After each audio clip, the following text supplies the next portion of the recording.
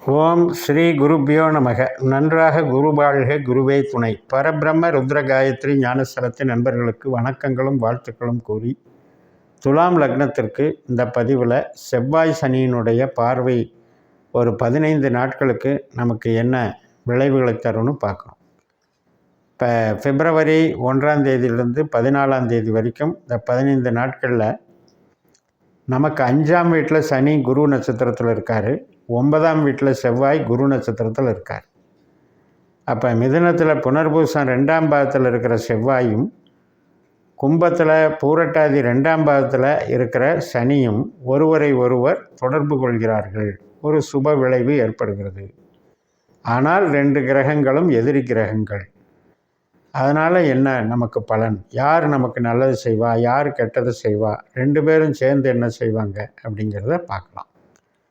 2ஆம் இடத்துக்கும் 7ஆம் இடத்துக்கும் அதிபதியான செவ்வாய் நமக்கு 9ஆம் இடத்துல இருக்கார்.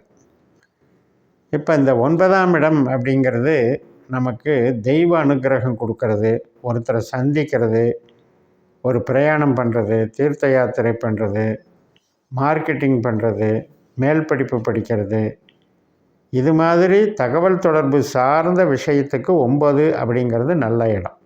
அந்த இடத்துல செவ்வாய் குரு போல் வேலை செய்கிறாரு. ஆனால் குரு உண்மையிலேயே 8ல் இருக்கார். அஷ்டம குருவினுடைய சாரத்திலே தான் செவ்வாய் 9ல் இருக்கார் அப்படிங்கிறத எடுத்துக்கணும். அப்போ செவ்வாயினுடைய பலன் 8ல் இருக்கிற குருவினுடைய பலனாகத்தான் நமக்கு வெளிப்படும். அதே 5ஆம் இடத்துல இருக்கிற சனி என்ன பண்ணுவார் அப்படின்னா, அவரும் குரு சாரத்தில் தான் இருக்கார். அவரும் 8ல் இருக்கிற குருவினுடைய விளைவைத்தான் தருவார். இந்த 5ஆம் இடம்ங்கிறது என்ன அப்படின்னா, அன்பு, பாசம், நேசம், கலைகள், இப்போ ஒரு விளையாட்டு சம்மந்தப்பட்டது. 5ஆம் இடத்துல நமக்கு என்டர்டெயின்மெண்ட்டுங்கிறது இருக்குது. கொஞ்சம் ரிலாக்ஸாக இருக்கலாம், ஃப்ரீயாக இருக்கலாம், ஜாலியாக இருக்கலாம்னு நினைக்கிறது 5ஆம் இடம்தான். ஆனால் அந்த 5ஆம் இடத்துக்கு குழந்தைகளும் அதில் 5ஆம் இடத்துல அடக்கும். அந்த 5ஆம் இடத்துக்கு குரு இப்போ நெகட்டிவாக வேலை பார்க்குறாருன்னு புரிஞ்சுக்கணும். அப்போ இந்த 5, 9 அப்படின்றது ஒரு ஜாலியாக ரிலாக்ஸாக இருக்கிறது, சந்தோஷமாக இருக்கிறது, ஒரு புகழோடு இருக்கிறது, தெய்வ அனுகிரகத்தோடு இருக்கிறதுங்கிற ஒரு நல்ல ஸ்தானத்தை 8ல் இருக்கிற குரு லிங்க் பண்ணி நமக்கு கொஞ்சம் தொந்தரவு நடக்குதுங்கிறத புரிஞ்சுக்கணும்.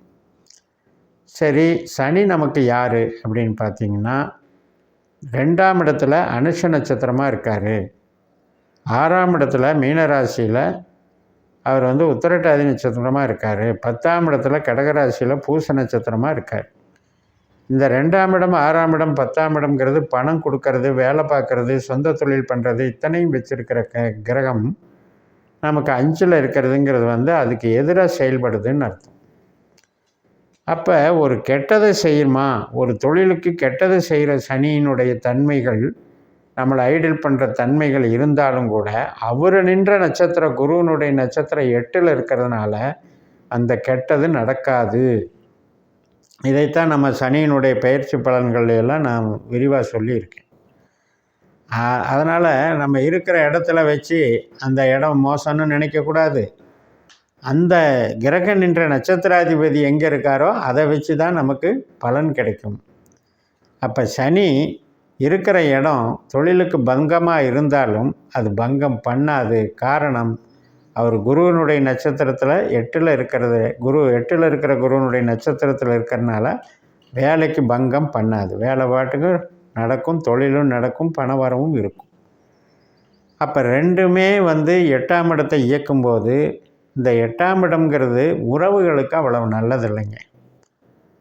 உறவுகள் என்ன பண்ணும், டென்ஷனை கொடுக்கும். இப்போது நம்ம ஒரு பேச்சு பேசுனா அது சண்டைக்கு உண்டான பேச்சாகவே வந்துடும்.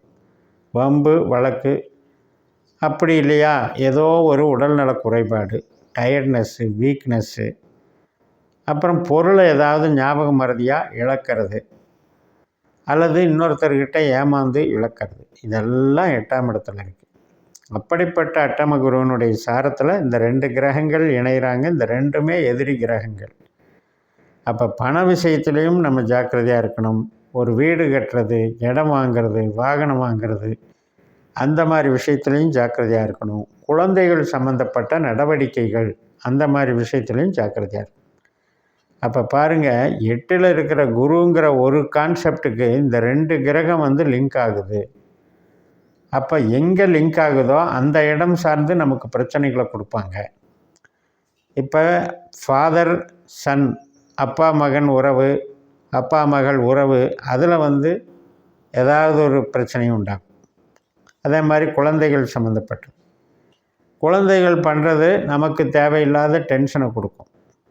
அப்போ இதெல்லாம் வந்து அட்டம குருவனுடைய தாக்கத்தை இந்த 2 கிரகமும் வலியுறுத்துகின்றன. இதில் அம்சத்தில் பார்த்திங்கன்னா 2மே வந்து இப்போ நான் சொல்கிற டேட்டு 2ஆம் பாதத்தில் இருக்கிறது மட்டும்தான் கணக்கெடுத்திருக்கேன்.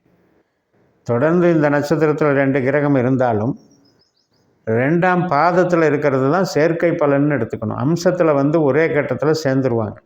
ரிஷபத்தில் இந்த செவ்வாயும் சனியும் அம்சத்தில் வருவாங்க இந்த 15 நாட்கள்.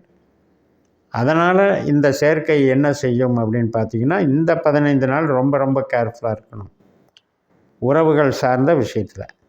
இதே ஒரு வேலை பார்க்குறோம், ஒரு தொழில் செய்கிறோம், அல்லது ஒரு மூளை உழைப்பு சார்ந்த பணிகளை செய்கிறோம்னா அதில் ஒன்றும் பிரச்சனை இல்லை. உங்களுக்கு பண வரவுக்கு ஒரு நம்ம வெளிப்புறம் சார்ந்து நன்மைகளை செய்யக்கூடிய ஒரு அமைப்பு தான் இது.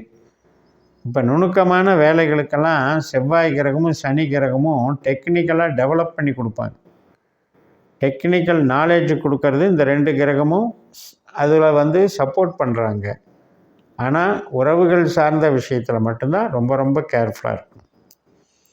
இப்போ இந்த சனியினுடைய திசையோ செவ்வாயினுடைய திசையோ நடந்தாலோ, அல்லது புத்திகளில் நடந்தாலோ, அல்லது அந்தரம் சூட்சுமம் என்று உள்பிரிவுகள் ஒரு 15 நாளில் அது இதில் கவர் ஆச்சுன்னா மட்டும் நீங்கள் இந்த பிரச்சனைகளை பார்க்கணும். எல்லாத்துக்கும் இதை எடுக்கக்கூடாது.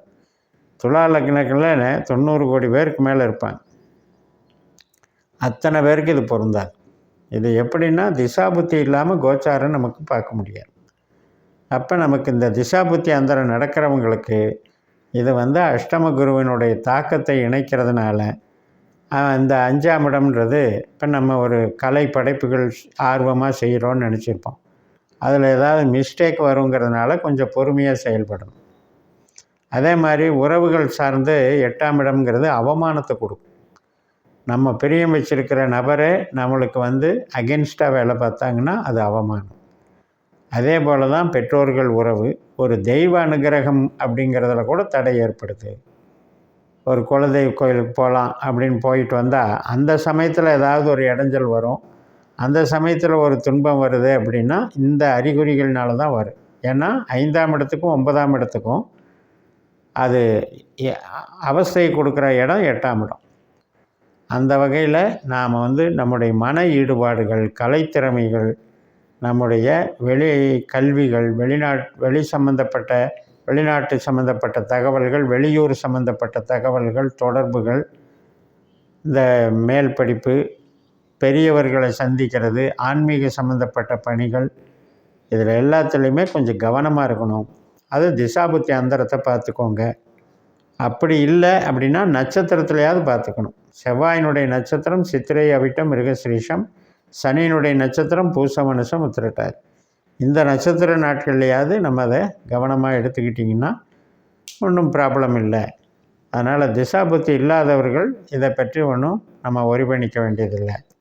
8ஆம் இடத்துல இருக்கிற குருவினுடைய சாரத்தில் இந்த கிரகங்கள் என்னென்ன காரகத்துவம் வச்சுருக்கோ அந்தந்த காரகத்துவில் வேலை செய்யும். இப்போ செவ்வாய் அப்படின்னா சகோதர காரகன், சனி அப்படின்னா உழைப்பு சம்மந்தப்பட்ட காரகன், அப்புறம் கடன், நோய் சம்மந்தப்பட்டது. ஸோ இந்த விஷயங்களில் நம்ம கொஞ்சம் எச்சரிக்கையாக இருந்துக்கணுங்கிறதுக்கு தான் இந்த பதிவுன்னு சொல்லி நிறைவு செய்கிறேன்.